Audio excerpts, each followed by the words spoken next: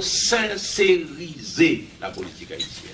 Tout le monde a été habitué à l'hypocrisie, à l'ambiguïté, à la non-prise de position, à ce qu'on appelle le marronnage. Mon Dieu, historien, je frémis quand j'entends ces gens expliquer leur compromission, leur lâcheté par le mot de marronnage. Le marronnage est un refus, une rupture, en acceptant les sacrifices de ce refus et de cette rupture pour aller vivre dans les mondes, poursuivis par la maréchaussée coloniale.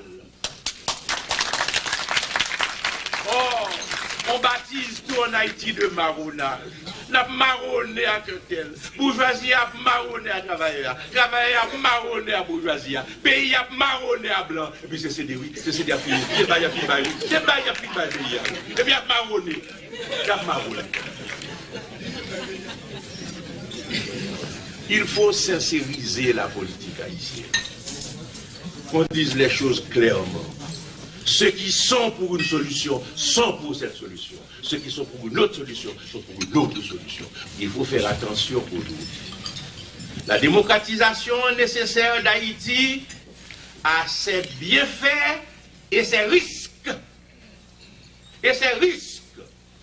Là encore, je parle au langage de la sincérité politique.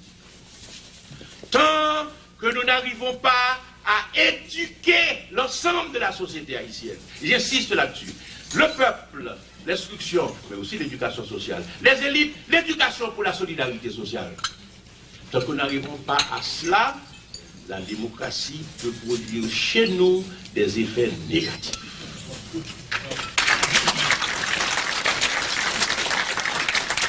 Je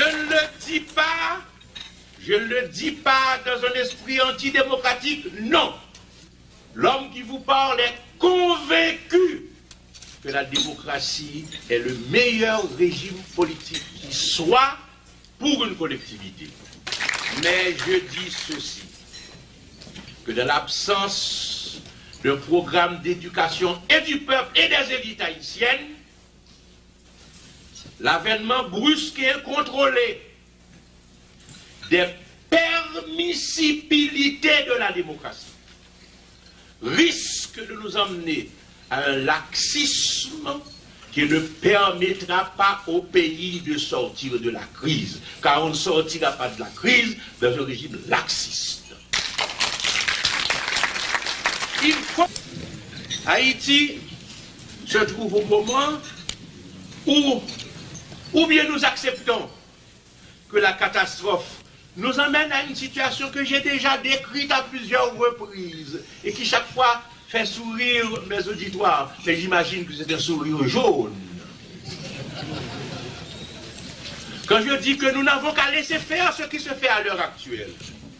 Et en l'an 2020-2030, on aura beaucoup de charters à venir en Haïti. Un développement considérable de charters à venir en Haïti en l'an 2020-2030. Pourquoi? Pour voir comment des êtres archaïques vivent des temps dépassés, vivaient autrefois dans des temps dépassés, et on dira, ah, voilà les survivants de ces temps archaïques qu'on a connus autrefois. Tout comme on va voir certaines tribus indiennes de l'île de la Dominique, tout comme on va voir des indigènes de Papouasie par rapport au développement extraordinaire des grandes métropoles et des pays développés. Ou bien donc, nous acceptons le choix de devenir des anachronismes singuliers dans la région,